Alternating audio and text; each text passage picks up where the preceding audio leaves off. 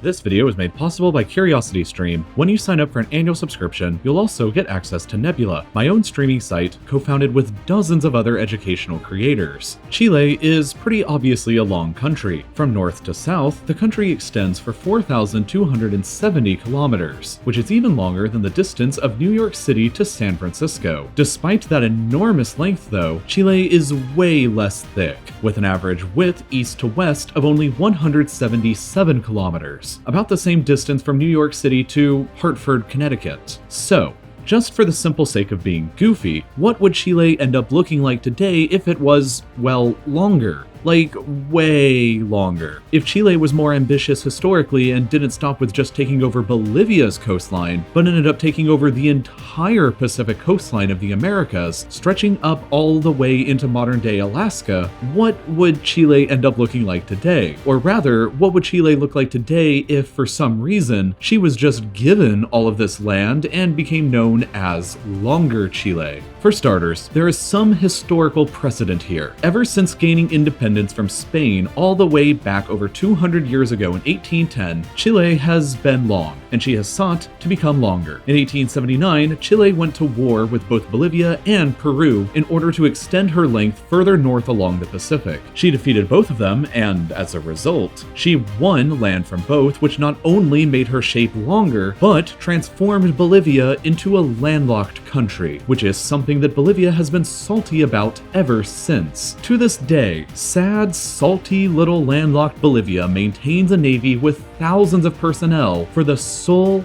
hope of one day regaining her coastline from Chile. Historically, Chile's coastal ambitions ended there, but if they didn't, here's what the country would look like if it kept on going all the way up to Alaska. First off, length. Chile's new length in a straight line from the southernmost point on the Drake Passage to the northernmost on the Arctic Ocean in Alaska would be 15,738 kilometers, which means that if you were looking sideways at a globe, Longer Chile would stretch across 39% of the Earth's entire circumference. Naturally, Santiago would remain Longer Chile's capital city, but it would no longer be Chile's largest city. Here's where all of the top 10 largest metros in the longest country on Earth would be, with Santiago itself falling down to only third place, behind Los Angeles and Lima, with dozens of large, wealthy, and powerful cities like Anchorage, Vancouver, Seattle, San Francisco, Los Angeles, San Diego, and Guadalajara. Longer Chile would have an estimated population of just over 150 million people, and a nominal GDP of 3.945 trillion US dollars, making it the third largest world economy, just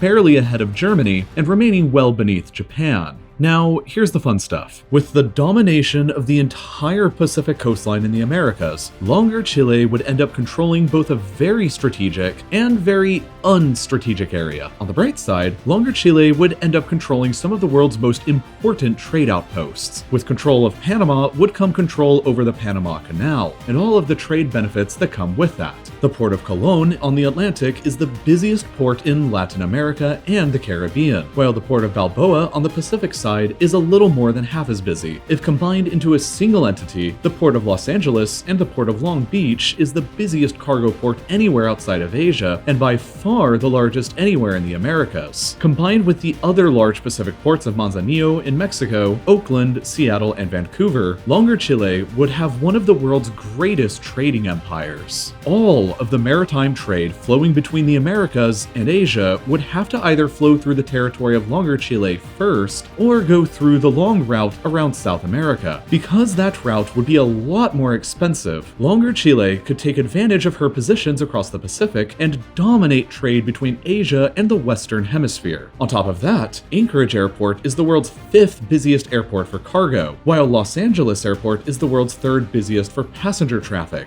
further enhancing Longer Chile's position as a trade juggernaut. Financially, geographically, and logistically, Longer Chile would seemingly be in a tremendous tremendous position. And unlike other empires I've made up in the past, Longer Chile's linear shape does offer it some unique advantages. For example, you'd only need to build a single line of logistics and transportation across the entire country in order to connect everything together. And luckily, most of the infrastructure for that is already in place. There's existing roads along the coast that connect Punta Arenas in Chile with Cali in Colombia, and with Yavisa, Panama, all the way up to Vancouver, Canada. The only two gaps in the system that would need to be filled are in the dense rainforest between Cali and Yavisa, and across the barren tundra from Vancouver to Anchorage. If Longer Chile ever came into conflict with one of her neighbors over access to the Pacific, these would be the primary weak points to consider, and conflict would almost certainly happen. Historically, Chile was capable of taking over Bolivia's coastline because, well, what the hell is Bolivia gonna do about it with their salty landlocked navy? But taking over the Pacific coastline from countries like the United States, the world's foremost military power, is quite another thing.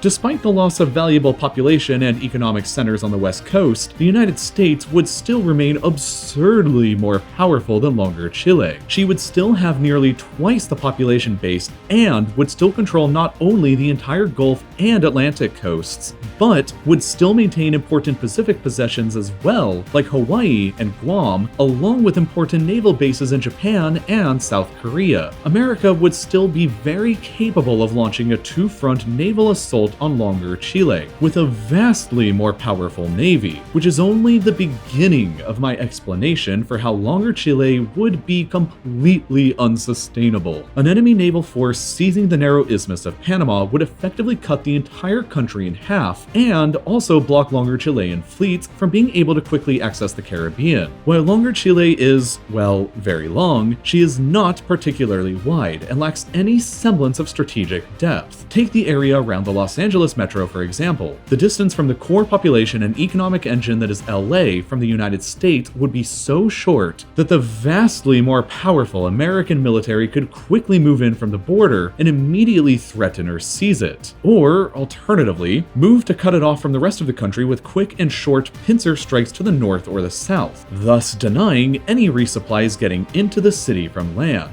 Any hostile power could do this to Longer Chile at any point across her border. All it takes to completely divide the entire country in half and disrupt the entire flow of supplies up and down is a quick advance from any point to the ocean. And with a population of only 150 million to defend a front line stretching over 15,000 kilometers, it would be impossible to sufficiently defend everywhere against everyone. Utilizing the gaps in Longer Chile's road network, an attack in North America would mean that the only method of getting reinforcements there would be to either resupply them by sea or to march them through the extremely difficult terrain of the Darien Gap. That would certainly bring about high and costly attrition rates. And with American naval presence in the Pacific still dominant coming out of major bases like Pearl Harbor and Hawaii, it would still be immensely difficult for Longer Chile to resupply North America by sea as well, despite them controlling literally the entire Pacific coast. Her core areas that would contribute the most to GDP, like Los Angeles, San Francisco, Seattle, or Vancouver, would all be able to quickly be captured back by the Americans and Canadians in this scenario, which is why Longer Chile would likely just not be able to last very long on her own. She would need to find some strong allies that would be willing to help her, but with an inevitable war of reconquest from the United States looming with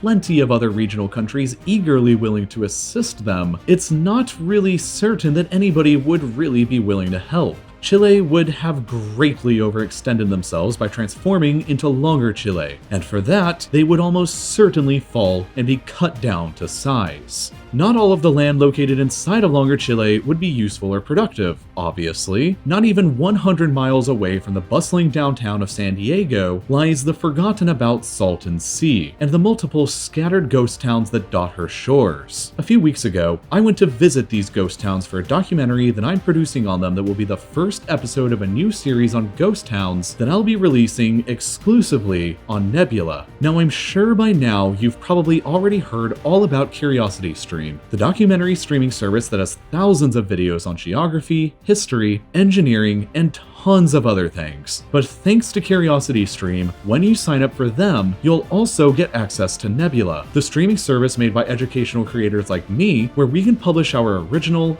thoughtful content without having to worry about getting demonetized or underpromoted by the awful YouTube algorithm that rarely supports us. By signing up for CuriosityStream and Nebula, you are directly empowering me and dozens of other educational creators you probably know to make cool, exclusive content that we might not get the chance to make otherwise. Content like all of my own real-life lore videos that go up at least 24 hours early before they do on YouTube, and all without any ads or sponsorships. And exclusive content like my feature-length documentary series Ghost Towns, or Money, a game show hosted by Tom Scott and featuring a bunch of my creator friends in a series of psychological experiments that test their willingness to work together. Best of all though, CuriosityStream is offering Nebula subscribers 26% off just for you.